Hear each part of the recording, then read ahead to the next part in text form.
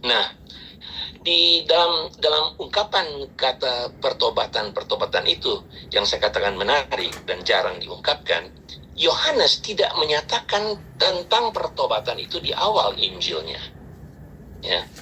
Tapi justru menyebutkan sesuatu yang berbeda, yaitu bahwa seberapa banyak orang yang menerima Dia, yaitu Yesus Kristus yang datang menjadi manusia, dalam Yohanes 1 ayat 12 itu, kepada mereka diberikan hak menjadi anak-anak Allah.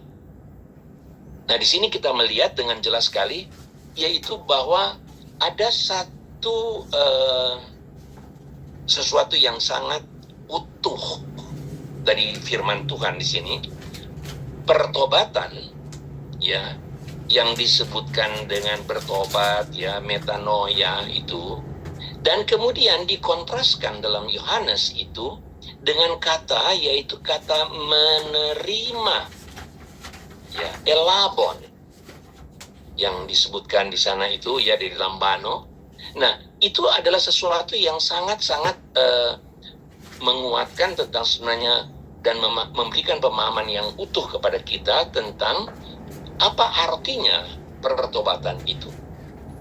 Yang bukan sekedar, nanti kita akan jelaskan lebih lagi, bukan sekedar suatu perubahan saja, tetapi perubahan yang menuju kepada menerima Dia sebagai juru selamat, Tuhan Yesus itu sebagai juru selamat, yang dalam arti menerima di sini adalah menerima ditransformasi. Nah, ini jadi mirip dengan metanoia, ya. Jadi menerima untuk hidup ini dibongkar, dirubah, diapakan saja, itu menerima, ya. Artinya dengan segala risiko yang kemudian di dalam sejarah gereja kita tahu, yaitu bahwa pada waktu orang mau menyatakan bahwa Yesus itu Tuhan karena dia telah menerima Tuhan, itu harga mati yang membawa kematian, ya. Karena bukankah dalam Roma, kerajaan Roma itu harus mengatakan selalu, ya, yang kaisar, ya, yang harus disebutkan sebagai Tuhan, sebagai Lord. Tetapi orang Kristen tidak mau menyebutkan itu. Orang Kristen mau menyebutkan adalah Yesus itu Tuhan. Dan konsekuensi logisnya, resikonya itu adalah kematian. Kita tahu banyak yang terjadi, tapi yang paling terkenal umumnya seperti Polikarpus, ya, dari Smyrna. Nah, itu adalah yang akibat daripada apa? Akibat daripada menerima, ya. Jadi betul-betul dari satu keberadaan di mana ditransformasi. Menerima itu menjadikan satu pemulihan. Nah, ini penting sekali di dalam pembenaran nanti itu, yaitu pemulihan hubungan yang tidak baik. Nah, saya beri contoh, apabila ada dua orang yang mempunyai hubungan kurang baik satu dengan yang lain, bahkan sudah sampai pada taraf kebencian, satu dengan yang lain saling membenci, lalu kemudian terjadi satu saat dapat menerima satu dengan yang lain. Nah, ini artinya menerima sudah tidak lagi membicarakan tentang siapa yang salah, bagaimana persoalan yang itu, tidak lagi. Tetapi menerima dalam arti menerima satu pemulihan hubungan untuk menjadi satu hubungan yang baik. Dan ini transformasi. Dalam konteks Judaism, kalau dalam Injil Yohanes itu berarti menunjukkan sama seperti metanoia di dalam ketiga Injil itu berarti adalah suatu perubahan mindset Judaism, ya, mindset daripada agama yang mereka agungkan pada waktu itu sebagai agama Yahudi itu ya, sekarang itu diubah ya. Nah itulah kita lihat juga sama pada waktu hari Pentakosta, di mana kemudian pada waktu Petrus berkhotbah mereka menerima perkataan itu dengan hati yang tertusuk, betul-betul seperti itu. Yang merubah mereka menerima itu untuk apa? Pandangan mereka terhadap Yesus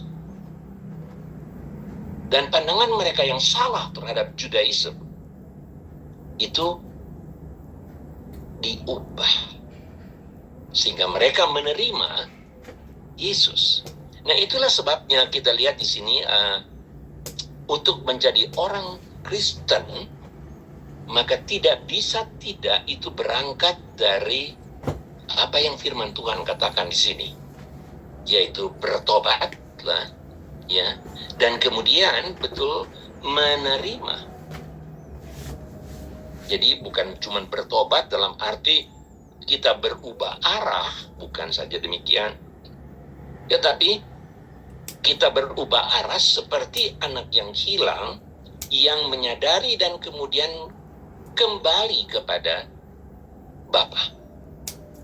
Itu maksudnya yang dikatakan di sini suatu perubahan yang dimana kemudian menerima Dia sebagai Tuhan di dalam kehidupan kita. Nah, kalau kita masuk lebih dalam lagi, dan jadi saya lanjut tadi saya katakan tentang menerima, tentang masalah bertobat, dari kata metanoia itu memang jelas berubah arah, berubah pikiran ya. Tetapi menarik pada waktu kita melihat bahwa pada waktu orang-orang datang kepada Yohanes khususnya, ada beberapa, semua Injil itu menyebutkan ya dalam ketiga Injil, tapi kita lihat saja umumnya dari Matius pasalnya yang ketiga,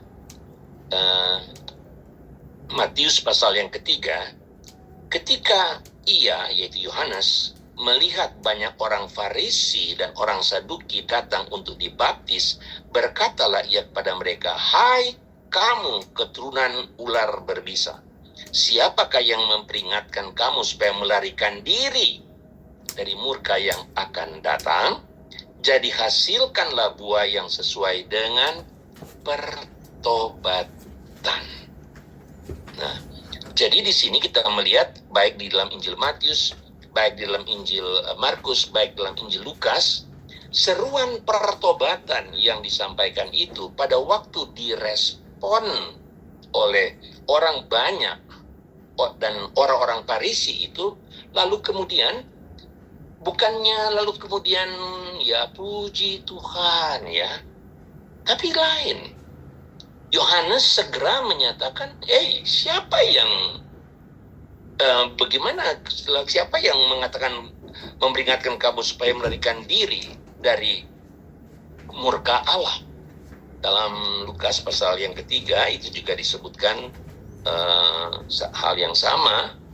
Dalam Lukas pasal yang ketiga itu disebutkan di sana, yaitu ia berkata pada orang yang berdatangan untuk dibaptis, "Hai kamu keturunan ular berbisa, siapakah yang memerintah supaya melarikan diri?" Jadi sama, jadi hasilkanlah buah-buah yang sesuai dengan pertobatan.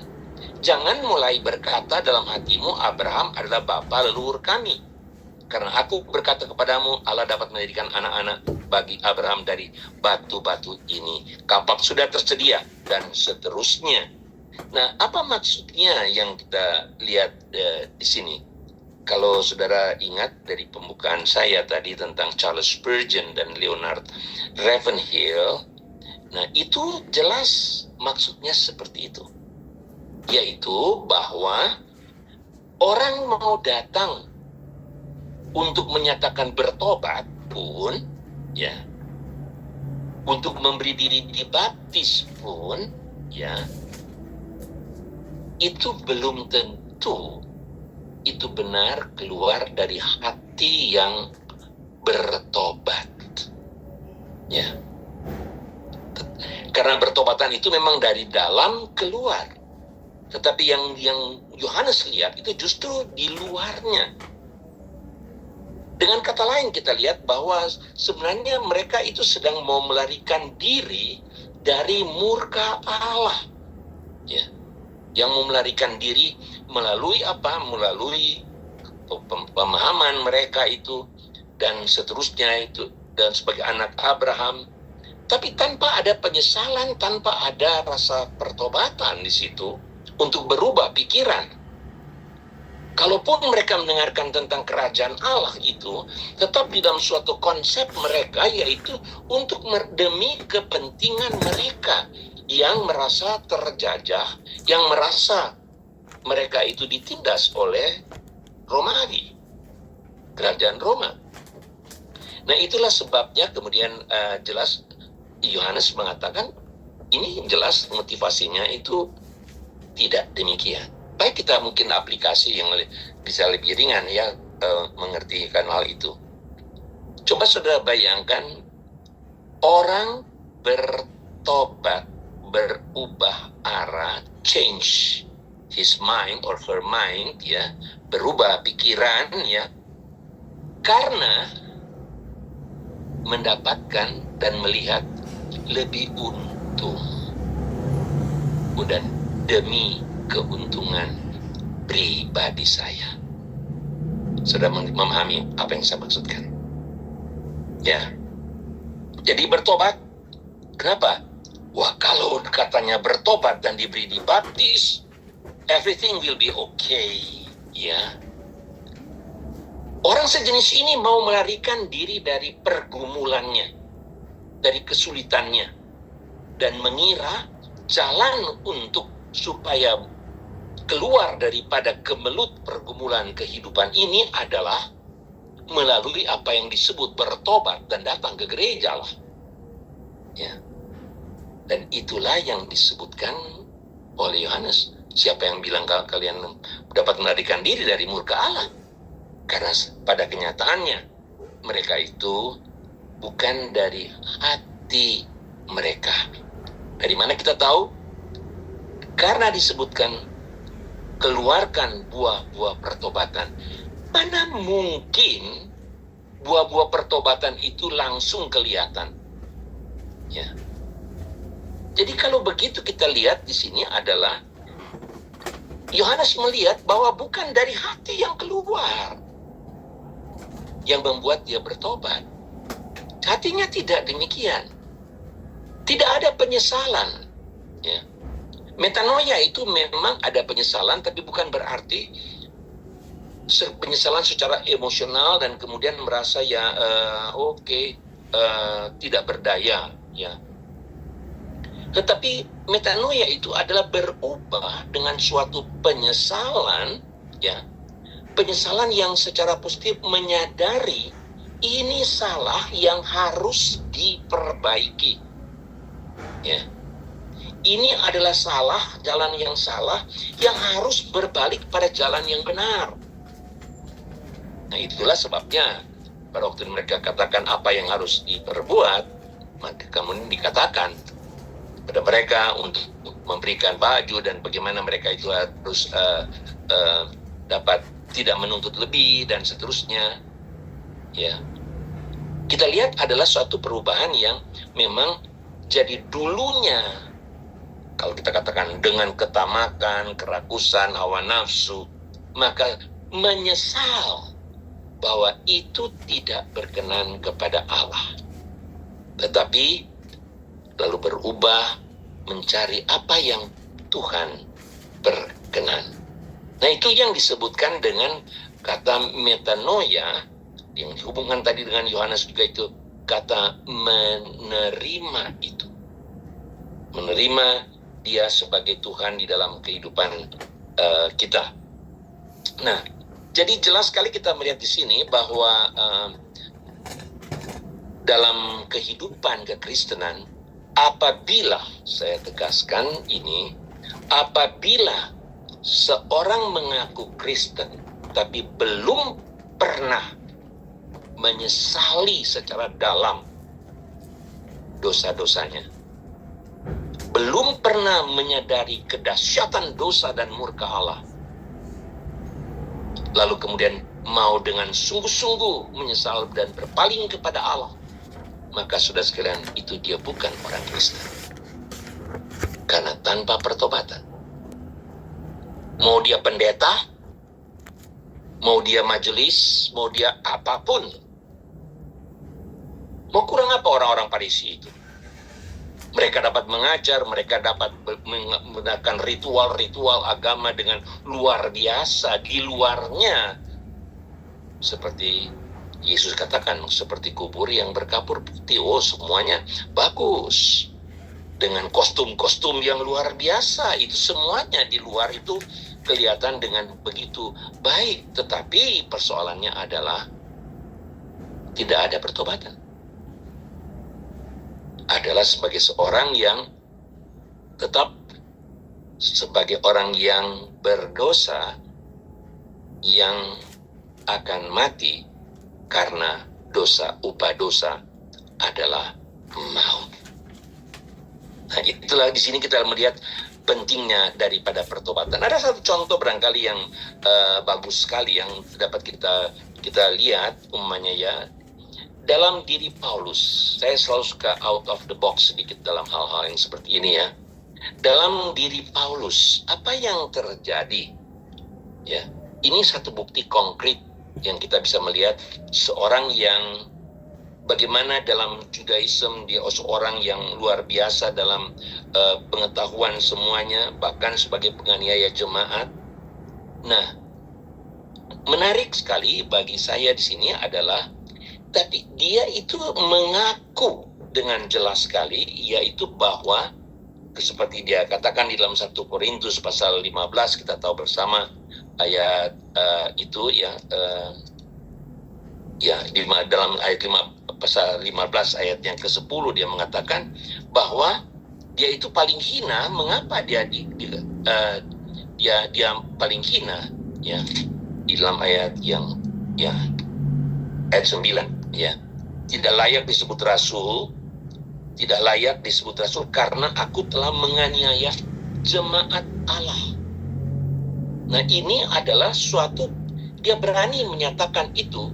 Kenapa? Karena dalam kehidupannya jelas sekali orang dapat membedakan bagaimana dulu dia sebagai penganiaya jemaat ya, dan berubah total melalui pengalaman berjumpa dengan Yesus untuk kemudian menjadi rasul.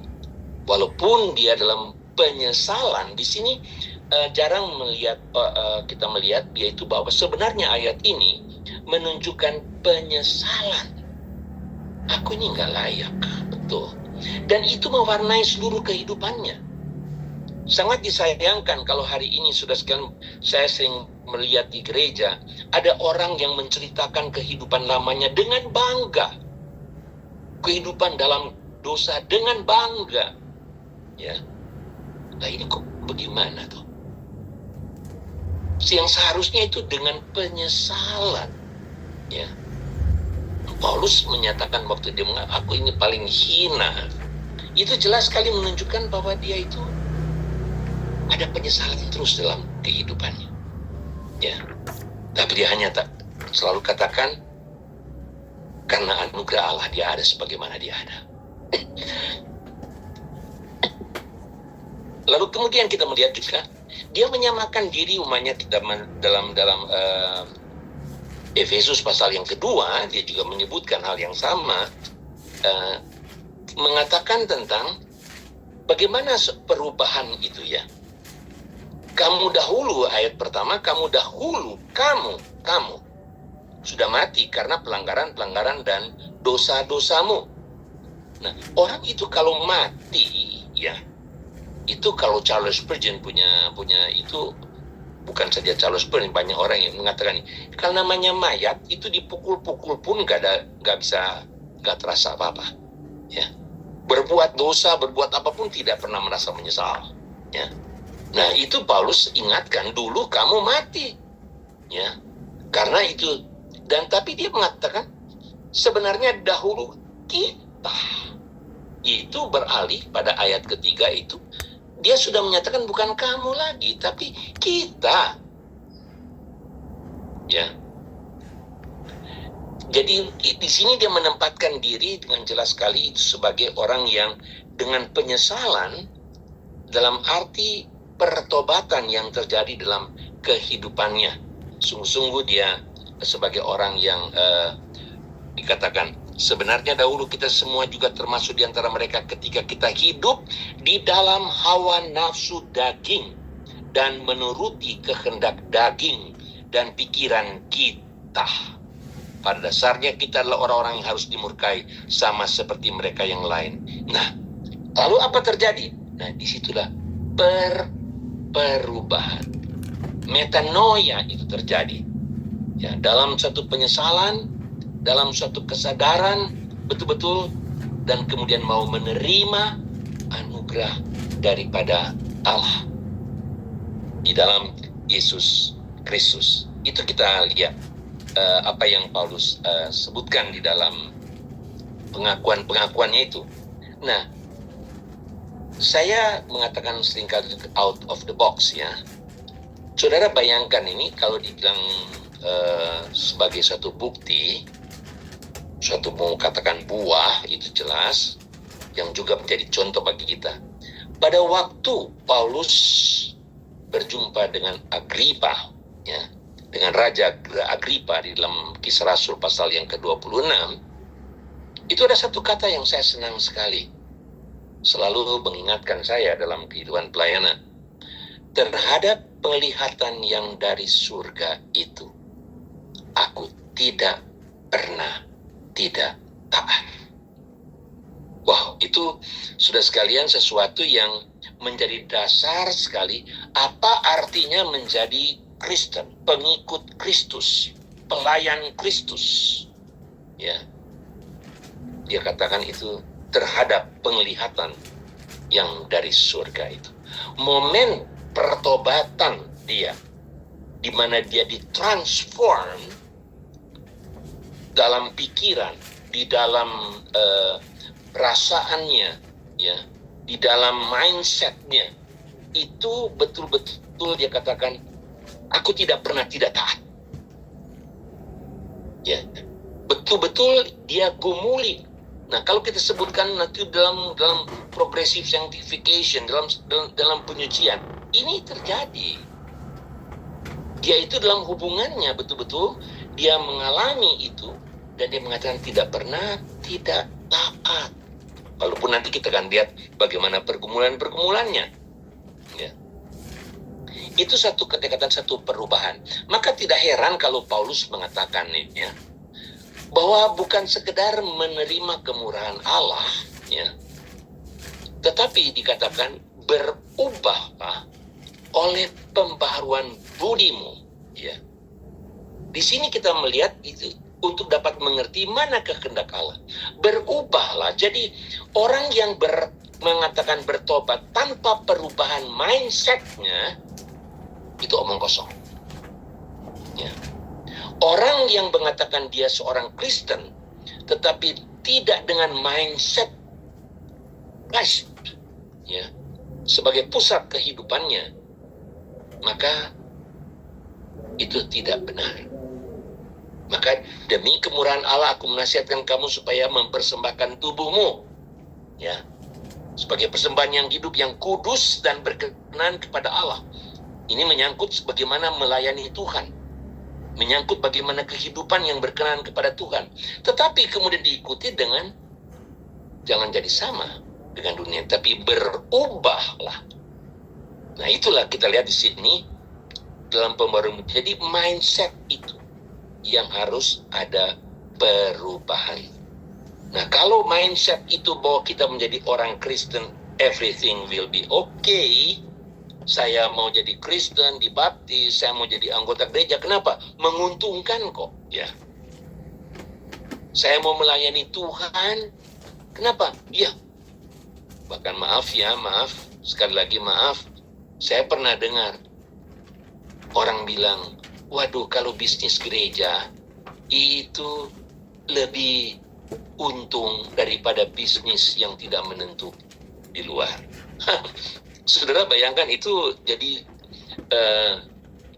perkataan itu, jadi pelayanan itu menjadi suatu bisnis. Jadi artinya apa? Mengungkapkan tentang sepertinya pertobatan, semua tentang Yesus, semua dan seterusnya itu. Tetapi sebenarnya adalah bukan mindset yang diubahkan untuk memperkenankan dan mengerti apa yang menjadi kehendak Tuhan. Ya, di sini kita melihat dengan jelas sekali ya tentang bagaimana Paulus itu sebagai salah satu contoh yang jelas dalam pelayanannya. Kita akan lihat nanti sebentar lagi juga.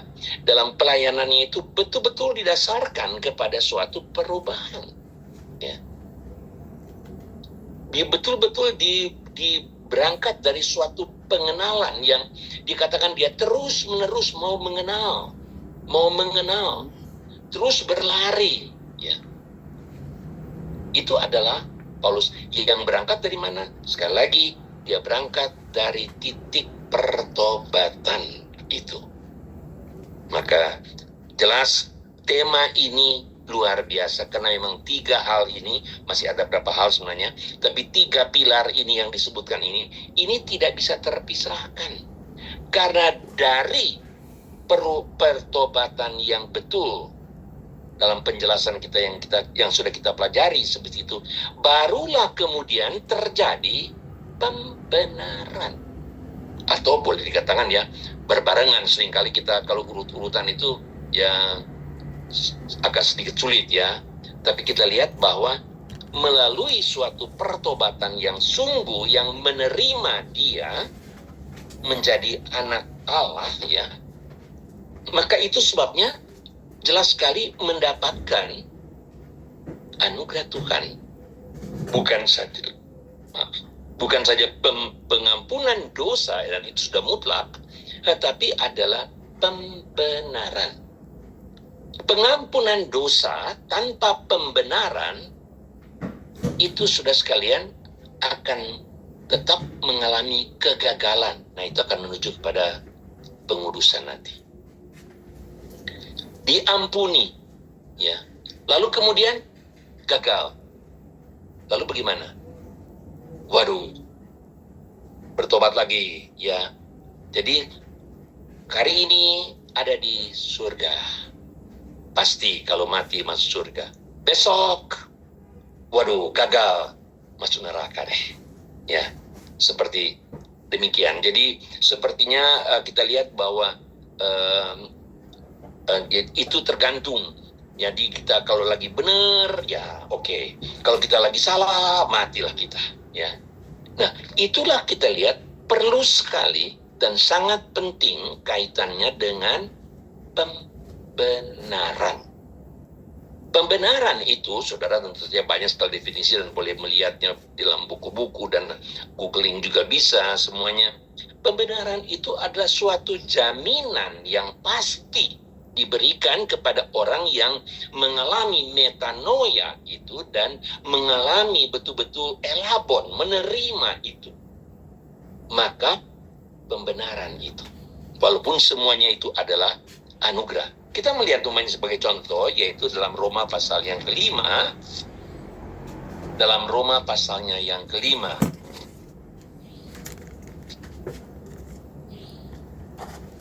Nah,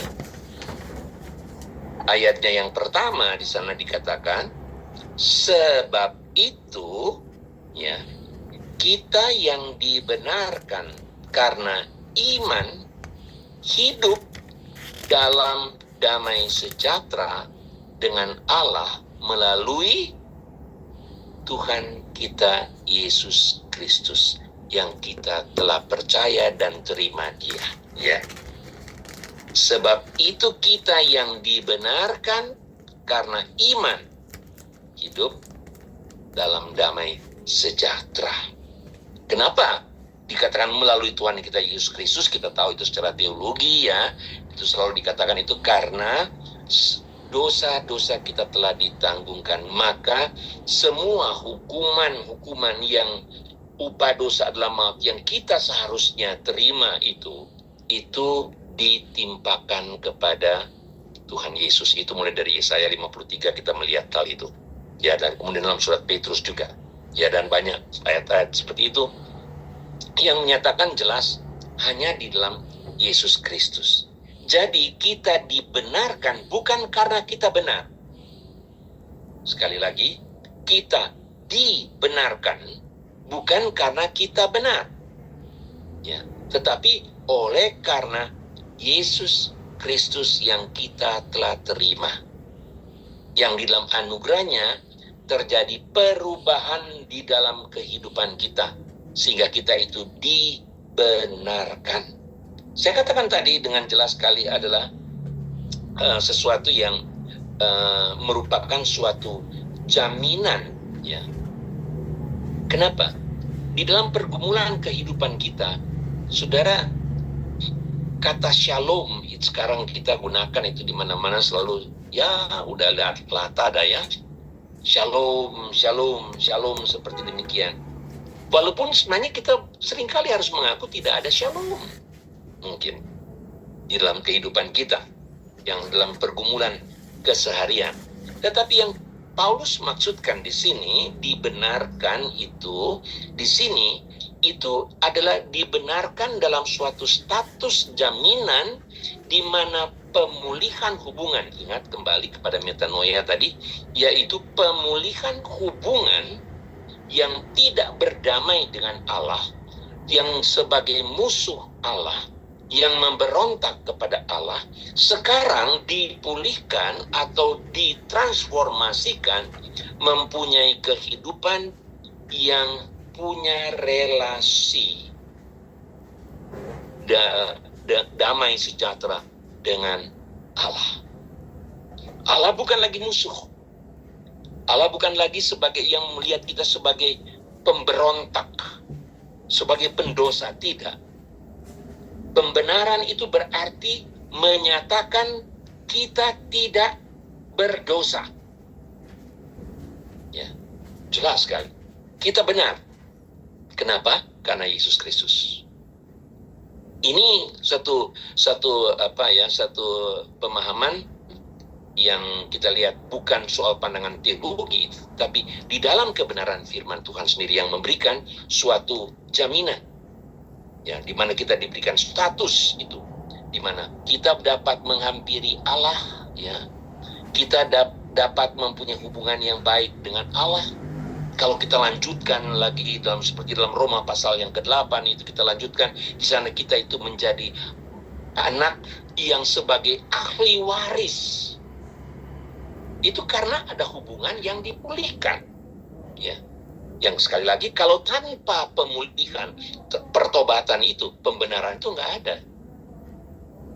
Ya, memang itu anugerah semua, tetapi kita lihat secara urut-urutannya, itu semuanya itu terjadi, kemudian bersamaan dengan itu terjadi pembenaran. Karena seperti anak yang hilang itu kembali dan tidak dibicarakan lagi soal apa dia pernah lakukan yang lalu. Itu yang kita melihat, sesuatu yang memang luar biasa yang Tuhan berikan kepada kita. Dalam Roma pasal 8 itu pun menjadikan apa? Dalam damai sejahtera dengan Tuhan itu memberikan status kepada kita sebagai pemenang dalam pergumulan-pergumulan. Ya, kenapa kita sebagai pemenang? Itu karena Kristus, tapi juga karena pemahaman sebagai anak Bapa, pemahaman terhadap kasih Allah. Sehingga, nah ini yang menyangkut kehidupan sehari-hari. Kita tahu bersama kan, segala sesuatu bekerja sama mendatangkan kebaikan. Nah ini seringkali kita kurang suka ya, pada waktu kita harus mengalami hal yang tidak enak.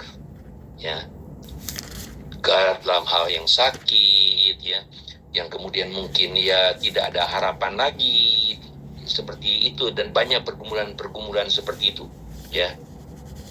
Nah, disinilah buktinya kekristenan, yaitu orang Kristen benar yang telah dibenarkan oleh Allah, bahwa dia memahami kasih Allah yang telah memberikan anaknya, tidak menyayangkan anaknya sendiri. Roma 8 itu luar biasa ya. Telah memberikan anaknya sendiri itu, tidak menyayangkan anaknya sendiri itu. Maka dia berarti apa? Apapun yang kita alami dalam kehidupan ini, ya, baik dalam keadaan sakit, dalam ya seperti saya ini mengalami, kok begini kalau secara manusia. Tapi saya bersyukur. Dan betul Tuhan tahu saya bersyukur saja. Ya, bersyukur bukan karena apa? Karena saya tahu bahwa Tuhan mengasihi, Tuhan tidak pernah tinggalkan.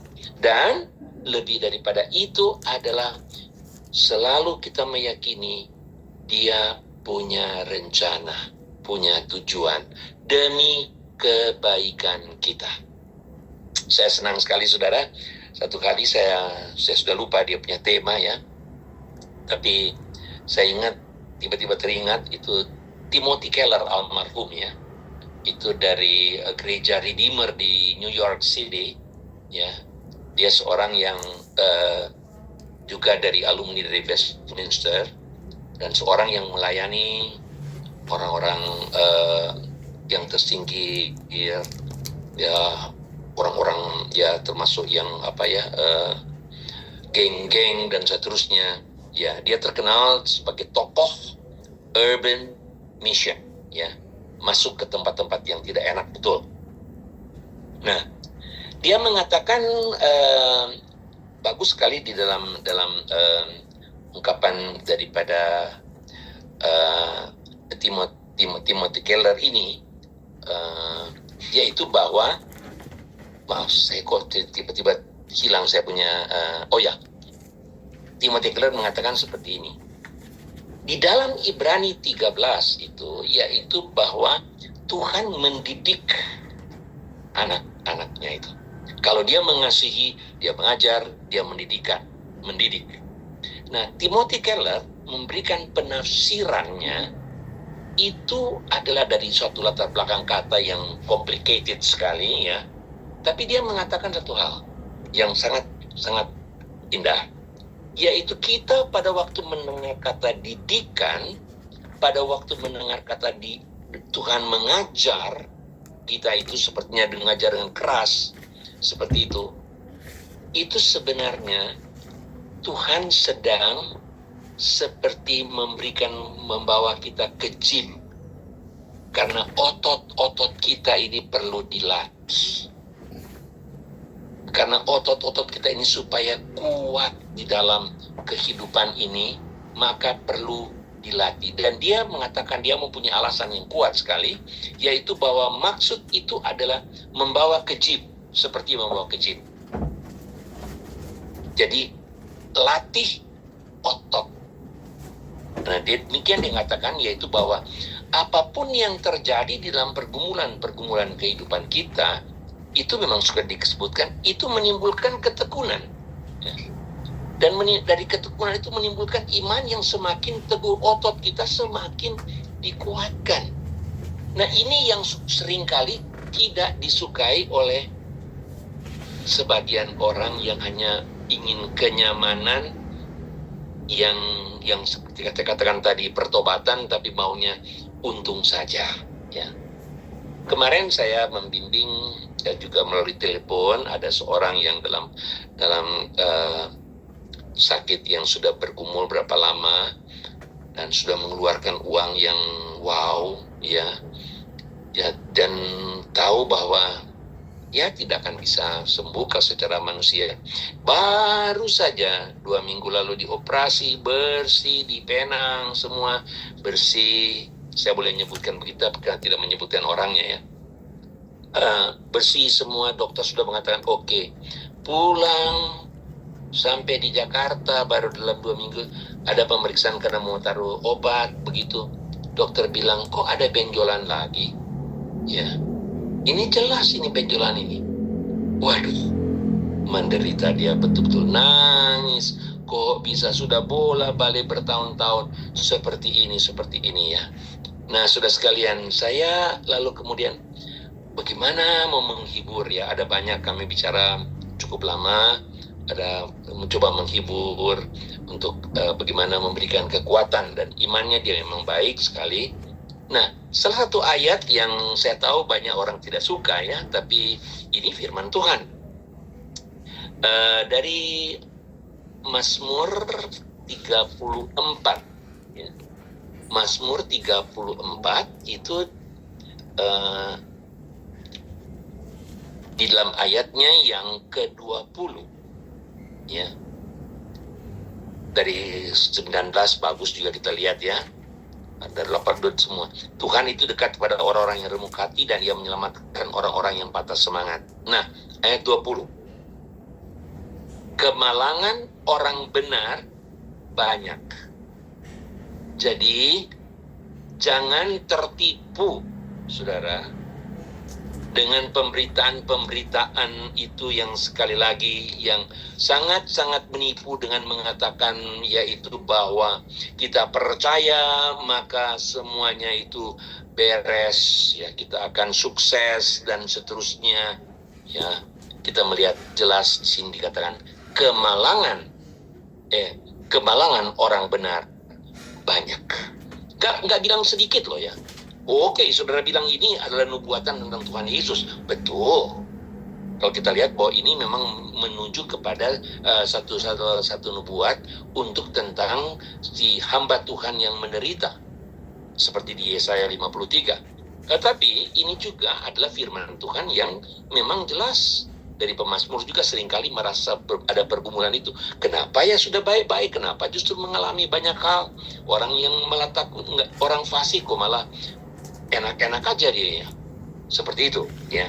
Nah ini kemalangan orang benar banyak, tetapi Tuhan melepaskan dia dari semuanya itu. Nah, melepaskan dia dari semuanya itu bukan selalu berarti kesembuhan, bukan. Tetapi makna daripada melepaskan dari semuanya itu dalam konteksnya itu menyatakan apapun yang terjadi itu Tuhan tidak pernah tinggalkan dia. Tuhan tetap menyertai.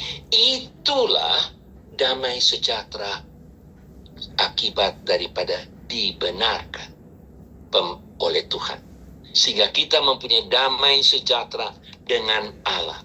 Apapun yang terjadi, kita tahu kita punya damai sejahtera itu. Kenapa? Karena memang dia telah menyatakan kita benar. Kita adalah sebagai anak dan sebagai ahli waris. Kalau sebagai ahli waris pastilah kemudian itu dipelihara. Gak ada ahli waris yang tidak dipelihara dengan baik. Ya, itu maksudnya kita lihat di sini hubungan yang kita katakan tentang masalah bagaimana tentang yang disebutkan pembenaran. Ya, walaupun itu saya katakan secara secara praktisnya sekali ya, bahwa itu adalah memang yang Tuhan berikan, dan itu yang paling penting bagi saya di sini adalah bukan teori pembenaran itu yang kita harus pahami, tetapi aplikasi dalam kehidupan kita sehingga kita merasa betul-betul shalom dengan Tuhan dan memahami kasih Tuhan, memahami status kita sebagai yang dibenarkan ahli waris, memahami kita apapun terjadi itu kita selalu sebagai pemenang ya. Dan itulah apapun yang terjadi dengan kita selalu tidak diragukan Tuhan itu baik, yaitu bahwa apapun yang terjadi demi kebaikan kita. Kita merasa sulit, dia sedang melatih kita. Kita sedang di gym. Untuk apa? Untuk maksudnya demi kebaikan kita. Nah ini aplikasi sudah sekalian yang saya lihat bukan secara pembahasan di kelas tentang teologi ya sistematik teologi dalam soal pembenaran itu, tapi saya melihat itu bagaimana itu secara praktis ya, real di dalam kehidupan kita. Nah, kemudian yang terakhir ini kita melihat yang mungkin saudara tunggu sesuai dikatakan itu yang tentang sanctification ya. Nah, kita melihat bahwa tadi dikatakan suci itu apa sih ya? Wah, itu jawaban itu excellent. Selalu baik sekali jawaban itu ya. Nah, tapi yang kita tahu sekali adalah kalau dari katanya itu tentang betul-betul adalah dipisahkan, set apart, ya. Jadi kalau dikatakan dikuduskan, setelah dibenarkan, dikuduskan, ya. Jadi melalui perubahan, dibenarkan dan dikuduskan. Karena Allah tidak bekerja setengah-setengah. Nah, dikuduskan ini apa? Artinya jelas yang bisa salah satu pertama kita bisa pikir itu adalah yaitu yang di-set apart. Untuk apa? Untuk Tuhan. Dengan pengertian ada kudus itu, suci itu adalah status. Seperti dibenarkan. Jadi kita itu dikuduskan. Sekali lagi, dikuduskan bukan berarti kita ini kudus. Ya, tapi kita dikuduskan, ya. Dalam pengertian bagaimana kita mau mengerti? Saya mengajak kita melihat ada ayat-ayat 1 Tesalonika pasal yang kelima. 1 Tesalonika pasalnya yang kelima. Ayat 23 dan 24, ya. Semoga Allah damai sejahtera menguduskan kamu seluruhnya. Ya, perhatikan itu kata luar biasa.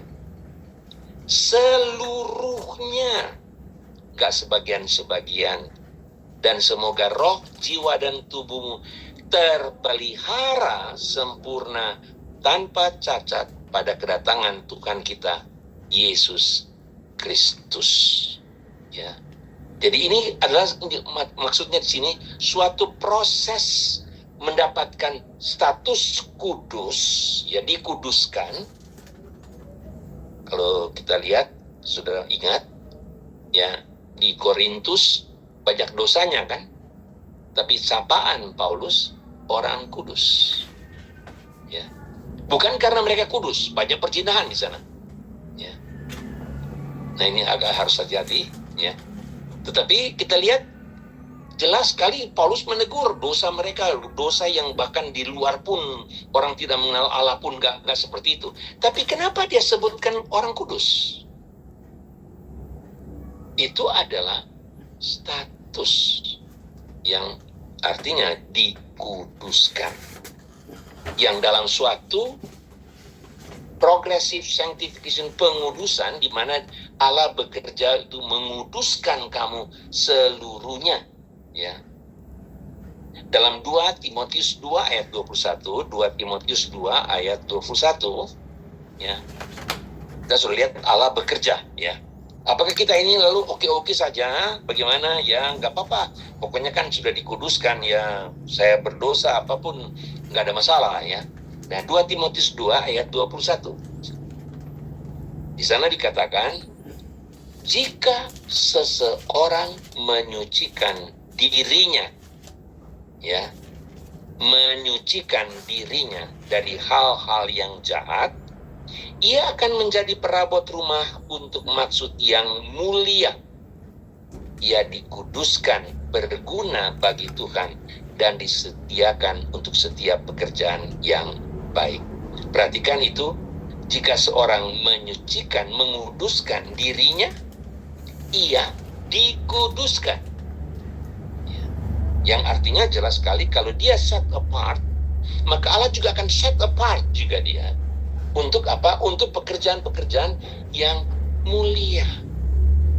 Nah, untuk itu jelas sekali kita melihat di sini, sepertinya memang benar demikian, bagian kita sebagai yang dikuduskan, dibenarkan dan dikuduskan itu bukan berarti pasif.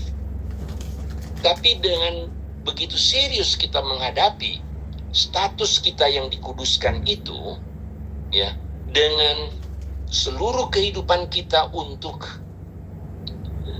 benar-benar melalui satu progressive sanctification di mana Allah terus bekerja seluruhnya. Satu ayat lagi, yaitu dari Filipi pasal yang kedua, itu lebih jelas lagi. Filipi pasal yang kedua ayat 12, karena itu saudara-saudaraku yang terkasih, sebagaimana kamu senantiasa taat, bukan saja seperti waktu aku masih hadir, tetapi terlebih lagi sekarang waktu aku tidak hadir. Perhatikan, tetaplah kerjakan keselamatanmu dengan takut dan gentar. Kerjakan keselamatanmu. Keselamatan anugerah bukan? Ya, tapi maksudnya kita yang sudah berubah, sudah menerima Dia, maka kerjakan itu dengan takut dan gentar. Kenapa? Karena ini hal yang luar biasa. Ini adalah anugerah Allah, itu begitu ajaib, begitu tidak dapat diraih dengan rasio kita. Bagaimana kita yang berdosa dan kemudian Dia diberikan anugerah. Kita harus kerjakan itu dengan takut dan gentar. Ya, menghadapi kehidupan ini. Nah, kemudian ayat 13, sebab Allah lah yang mengerjakan di dalam kamu baik kemauan maupun pekerjaan menurut kerelaannya. Jadi, siapa yang bekerja? Jelas sekali di sini pun adalah Allah bekerja.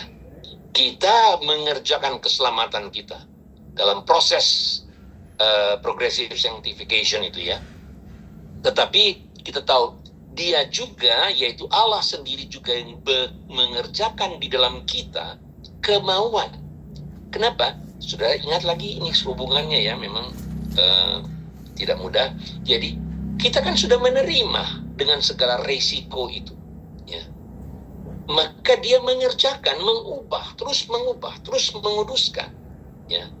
Mengubah itu, kita tahu lagu sekolah minggu, sedikit demi sedikit Dia ubahku ya. Memang tidak sekaligus begitu. Paulus pun menunjukkan bahwa bagaimana kehidupannya itu adalah kehidupan yang tidak mudah dalam suatu perjuangan yang panjang. Nah, dengan demikian, kalau kita mau menjawab tentang aplikasi praktis tentang orang yang melayani, itu bagaimana? Nah, kita melayani, kenapa? Kalau kita benar-benar telah mengalami yang kita katakan tadi itu, dari pertobatan, daripada dibenarkan, disucikan, kita itu memang di-set apart untuk melayani Tuhan. Lah, kita ini lalu berdosa bagaimana? Nah, saudara, ada berapa ayat-ayat yang kita akan lihat ya, karena ini memang jadi kuncinya ya. Saya tidak mau mengatakan bagaimana orang berdosa lalu kemudian akhirnya boleh melayani enggak? Saya mau tanya, kalau begitu balik lagi, siapa sih yang enggak berdosa? Ya, ada enggak yang melayani yang enggak berdosa? Nah, itu kita lihat ini 1 Yohanes pasal yang ketiga. Saudara perhatikan di dalam ayat, ada berapa ayat sebenarnya di sini? Oke, ayat 6 saja, kita lihat ayat 6 saja. Ya. Ayat 6, setiap orang yang tetap tinggal di dalam Dia, ya, tidak berbuat dosa lagi. Ya. Setiap orang yang tetap berbuat dosa tidak pernah melihat dan tidak pernah mengenal Dia. Ya. Jelas sekali ya, kita melihat selanjutnya masih ada, juga boleh, tapi ayat 6 saja. Sekali lagi, setiap orang yang tetap tinggal di dalam Dia tidak berbuat dosa lagi. Setiap orang yang tetap berbuat dosa tidak pernah melihat dan tidak pernah mengenal Dia. Saudara, kalau ini betul-betul dihayati, diresapi, ya, semakin membingungkan, tapi semakin akan membuat kita lebih kuat, ya. Kemudian kita lihat kontrasnya di 1 Yohanes pasal pertama ayatnya yang ke-8. Ya. Jika kita berkata bahwa kita tidak berdosa, kita menipu diri kita sendiri dan kebenaran tidak ada di dalam kita. Jika kita mengaku dosa kita, Ia setia dan adil sehingga Ia akan mengampuni segala dosa kita dan menyucikan kita dari segala kejahatan. Jika kita berkata bahwa kita tidak pernah berbuat dosa, kita membuat Dia menjadi pendusta dan firman-Nya tidak ada di dalam kita. Bagaimana nih saudara? Bagaimana kita melihat bahwa satu ini mengatakan kalau kita di dalam Dia, ya, tidak berbuat dosa lagi. Ya. Yang satu ini bilang kalau kita bilang tidak berdosa, ya, kita menipu diri kita. Ya. Dan kita menjadikan Allah itu pendusta. Ya. Kita membuat Tuhan Allah itu berdusta. Tapi kalau kita mengaku dosa, Dia mengampuni. Nah, bagaimana kita memahami hal ini? Ya, tentu saja ada banyak sepanjang lebar, dan waktu tidak akan cukup untuk kita ini. Tapi saya hanya memberikan satu, saudara silakan menyelidiki lebih lanjut hal ini ya. Saya hanya memberikan garis besarnya di sini ya. Ada perbedaan yang tegas di dalam soal grammar ya. Nah, di sini tata bahasa itu sangat penting ya. Yaitu bahwa yang dimaksudkan di sini tentang orang yang tinggal di dalam Dia ya, tidak berbuat dosa lagi, itu artinya tidak hidup di dalam dosa. Terus menerus di dalam dosa. Ya. Kalau dia terus menerus dalam dosa, maka dia tidak pernah mengenal Dia. Ya. Jadi di sini tidak berbuat dosa lagi itu artinya tidak hidup di dalam dosa. Ya. Karena sudah mengalami pertobatan. Dia sudah dalam status yang dibenarkan, disucikan, sudah di set apart. Maka dia tidak lagi kemudian tinggal di dalam dosa.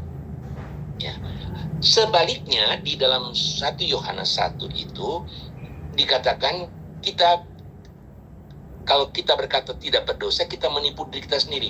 Ini maksudnya adalah dalam keseharian kita masih berbuat dosa. Gak ada yang tidak berbuat.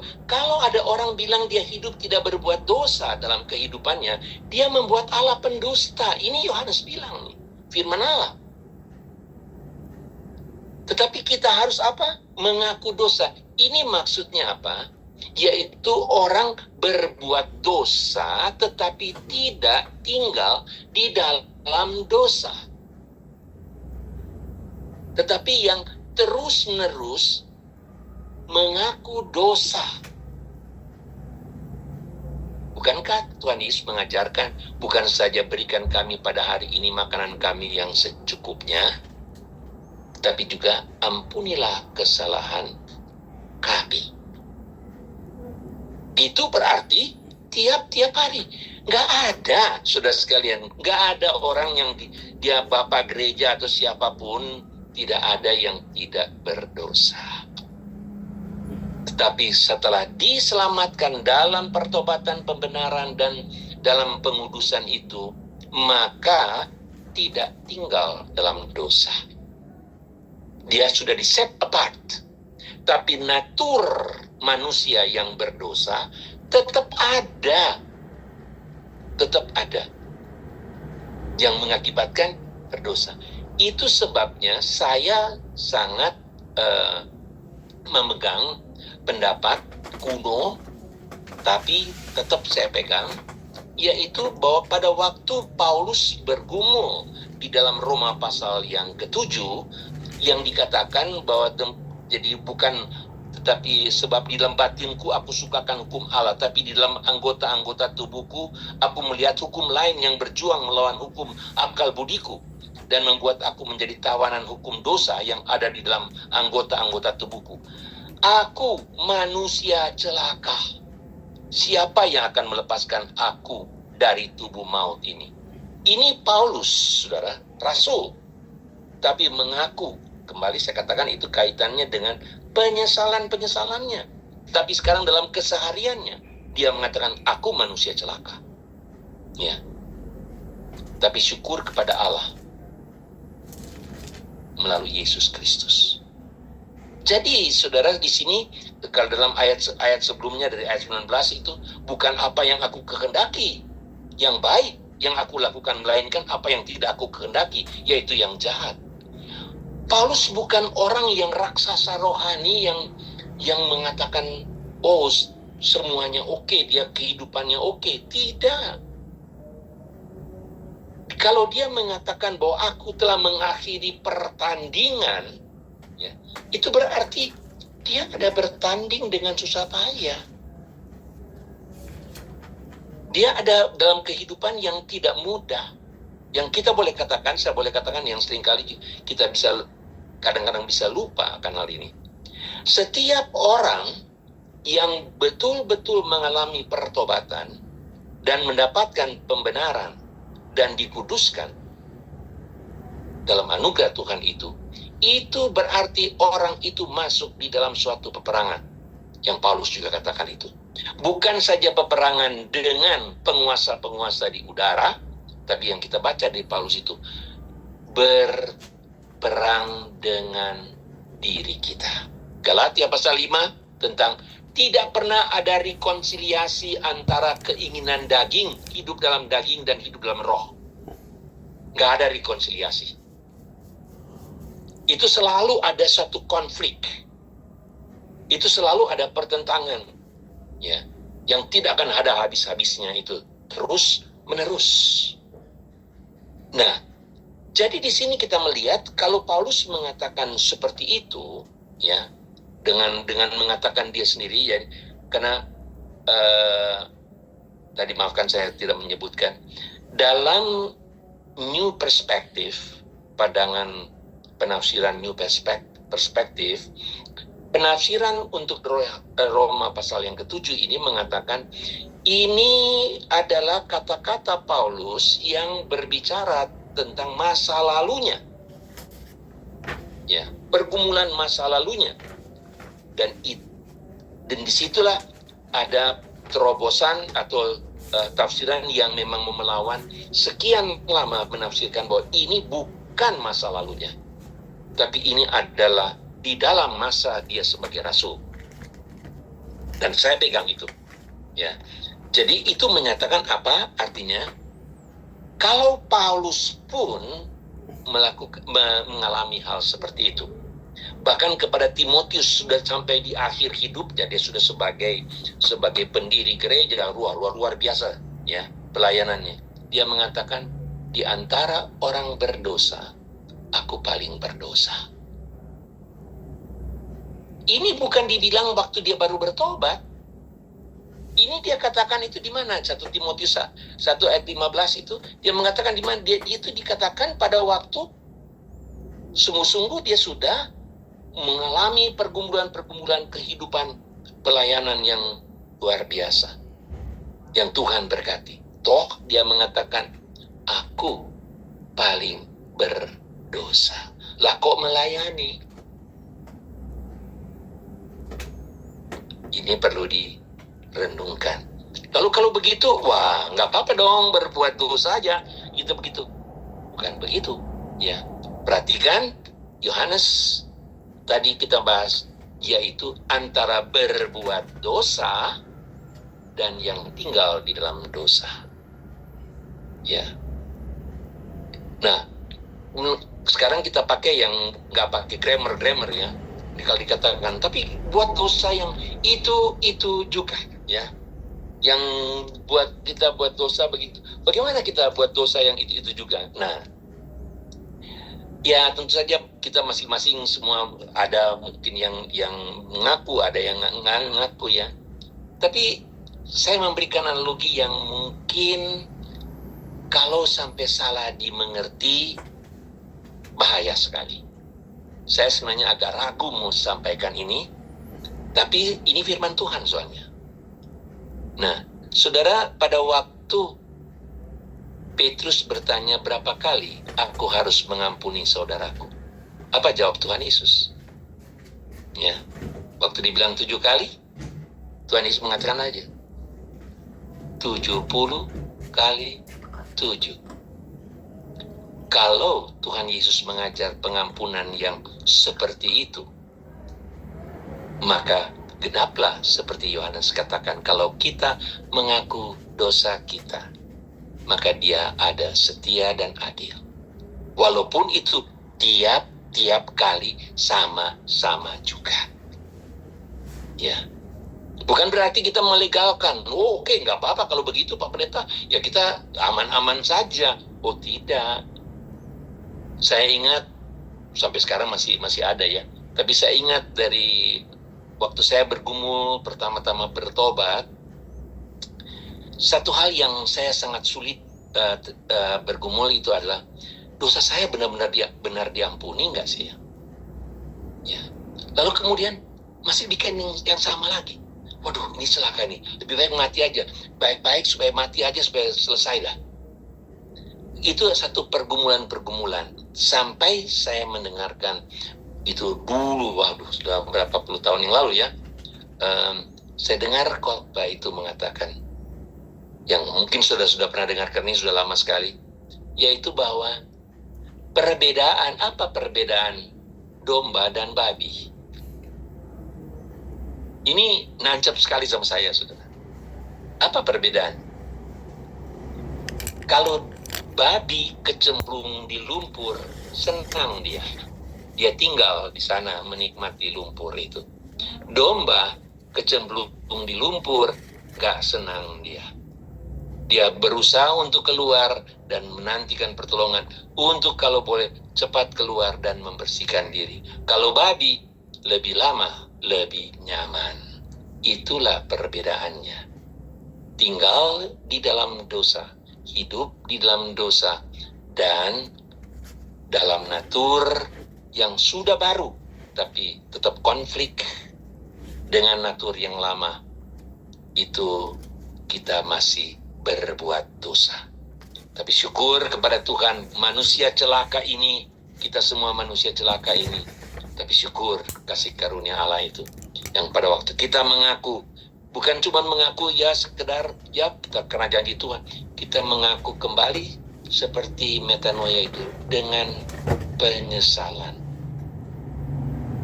Kita janji nggak akan bikin lagi, walaupun kenyataannya mungkin kita bikin lagi.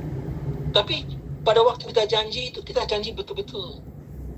Ya, jadi bukan cuma janji ya nggak apa-apa, saya akan bikin lagi kok ya. Tapi sekarang janji dulu. Enggak. Saya beri contoh. Pada waktu ini yang normal, mempelai laki-laki dan mempelai perempuan mengadakan janji nikah. Pada waktu mereka menjanji nikah, saya menerima bla bla bla bla, I do ya bla bla bla bla. Apakah mereka itu mengatakan itu dengan tidak sungguh-sungguh? Normalnya sungguh-sungguh. Kenapa ada perceraian? Yang sangat disayangkan hal itu, ya. Nah, itulah kita melihat bahwa saya tidak bicara tentang masalah perceraian, tapi saya mengatakan pada waktu kita tiap-tiap hari mengaku dosa kita, Tuhan tolong saya, aku manusia celaka. Itu betul-betul dengan penyesalan. Tuhan tolong aku tidak mau melakukan hal itu lagi. Besoknya melakukan lagi. Jangan kecewa.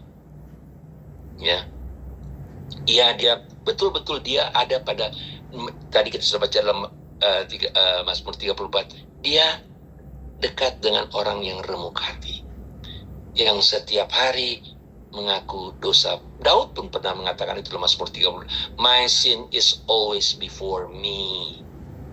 Ada dosaku terus di hadapanku, gitu. Tapi semua itu bersandar kepada Tuhan. Sehingga dengan demikian, kita bisa melihat bahwa kalau kita sudah di set apart, ya, sebagai orang yang dibenarkan, ya, yang sudah mendapat status itu, karena betul-betul kita telah diubahkan dari orang berdosa menjadi anak Allah, menjadi anak Tuhan, maka keselamatan bagi kita already, ya, but not yet. Kenapa? Tubuh yang mulia ini akan kita terima kemudian, menggantikan tubuh yang natur berdosa ini untuk digantikan dengan tubuh yang mulia. Itulah sebabnya dikatakan kita sudah, ya, keselamatan itu, tapi tergenapi itu pada waktu kita berjumpa dengan Tuhan atau Tuhan datang kembali. Itulah glorification, ya. Kiranya Tuhan memberkati kita, ya. Saya kira sudah cukup panjang. Panjang sekali saya rupanya, ya. Tanpa sadar sudah panjang sekali. Saya pikir cuma singkat, sudah panjang sekali. Mungkin saudara-saudara udah ada yang ketiduran kali ya, nggak tahu. Terima kasih, Tuhan berkati.